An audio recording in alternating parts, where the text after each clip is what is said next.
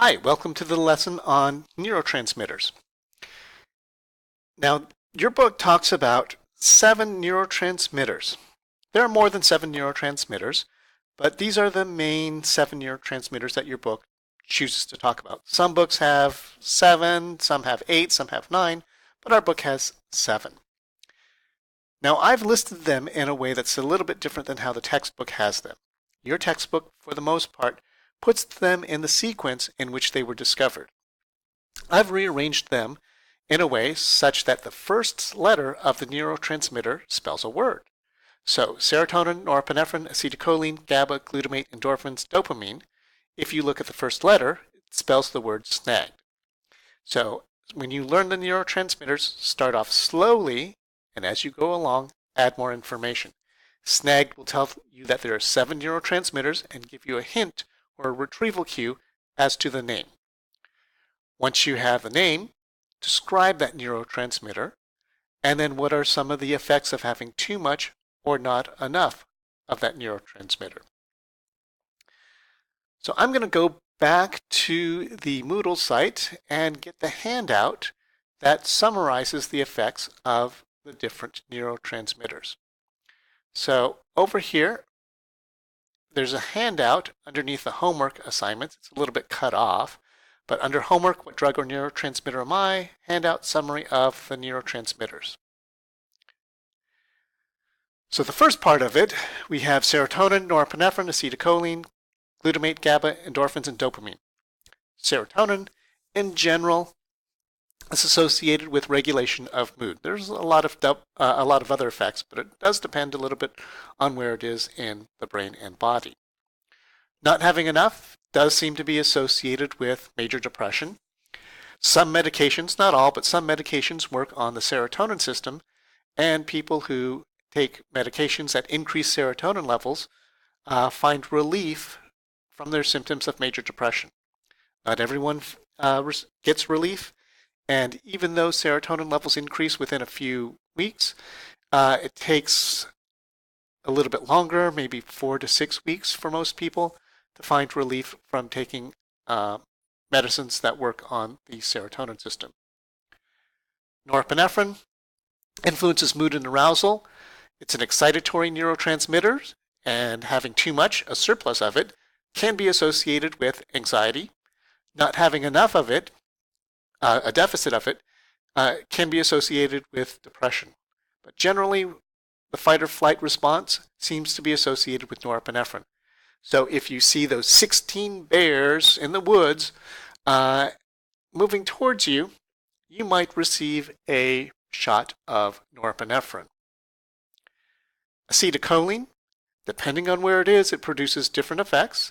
So it produces muscle contractions in the motor neurons. If it's found in the hippocampus, a brain area called the hippocampus, and we haven't gotten to brain areas yet, but if it's found in the hippocampus, normal memory functions seem to be occurring. Under the column of deficit relationships, if there's not enough, it does seem to be associated with paralysis. If there's not enough in the hippocampus, it's associated with memory impairment. And Alzheimer's, one thing in Alzheimer's patients, they do seem to have a deficit of acetylcholine in the hippocampus, which can explain why they might have memory impairments. Glutamate, in general, an excitatory neurotransmitter. GABA, generally an inhibitory neurotransmitter. Many depressants work on the GABA system that slows the body down. Many anti-anxiety medications work on the GABA system. They slow the body down to help relieve anxiety. Alcohol works on the GABA system to help slow the brain and body down. Endorphins, endogenous morphine, and hopefully if you know what morphine is as a pain reliever, that can help you remember the function of endorphins. Endorphins are the brain's natural opiates. They help relieve pain. And when we get pain relief, we do feel good. And so there is some positive emotions associated with endorphins. Not having enough endorphins may not give the body an adequate warning about pain. As much as we don't like pain, pain can serve a useful function into getting us out of situations that we probably shouldn't be in. And when we do experience pain, it will help us learn that probably what we are doing is not something that we want to be doing again in the future. People who have a genetic anomaly where they can't experience pain for some reason, their average lifespan tends to be quite a bit shorter. Some of the things that they do is they might get themselves into dangerous situations and not realize it. They may have some injuries and they may not seek medical attention. Not having enough, a deficit relationship, the body experiences pain. And certainly some pain can be useful, but overwhelming pain can keep us from living our life and doing things and concentrating. And so getting some relief from pain can be useful. Dopamine is involved with voluntary muscle movements, memory, emotional arousal, rewarding sensations, so pleasure is associated with dopamine. Depending on where it's at, it may have different functions. So not having enough, a deficit, in the midbrain seems to be associated with Parkinson's disease. Having too much in the frontal lobes seems to be associated with schizophrenia. People who take medications and drugs that increase dopamine levels can display symptoms very similar to schizophrenia. There are medications that reduce dopamine in the frontal lobes, and that relieves some of their symptoms of schizophrenia. Now, dopamine and its relationship to Parkinson's disease and schizophrenia is a good example about how there's a tricky balance in the brain for neurotransmitters. Medicines are sometimes, that work on neurotransmitters are sometimes referred to as a shotgun approach to dealing with disease. What they mean by that is that it gets the medication to where it needs to be, but it sprays it all over the place. People who have schizophrenia and take medications to reduce it in the frontal lobes, it gets to the frontal lobes where it's supposed to be, but it can spray it all over the place as well.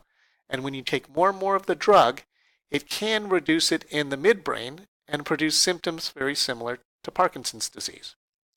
People with Parkinson's disease take a medication to increase dopamine levels, and over time when they need to take more and more, it increases it in the frontal lobes and they can display symptoms very similar to schizophrenia. People often confuse Parkinson's disease and Alzheimer's disease. So when you think of Alzheimer's disease, think A, Alzheimer's, A, acetylcholine.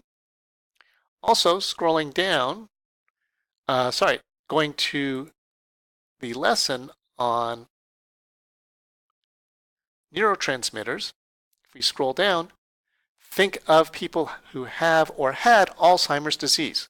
Hopefully that can help you remember what the general problem is. So we have former President Ronald Reagan, Charlton Heston, Burgess Meredith, who was in Rocky and the 60s Batman with Adam West, Sugar Ray Robinson, actress Rita Hayworth. This is not Walt Disney, which a lot of people say it is when they're guessing. This is E.B. White, and you know him from Charlotte's Web and Stuart Little. And we have a conductor, Aaron Copland. He did Fanfare for the Common Man and Rodeo Hoedown. Famous people who had or have Parkinson's disease, Michael J. Fox, Muhammad Ali. We're pretty sure Adolf Hitler had Parkinson's disease. Billy Graham, a religious figure. Former Attorney General in the Clinton years, former Attorney General Janet Reno. Yasser Arafat, and Pope John Paul. So this concludes the video lesson on neurotransmitters. Next time we'll talk about how drugs can affect the communication process between neurons. Thank you.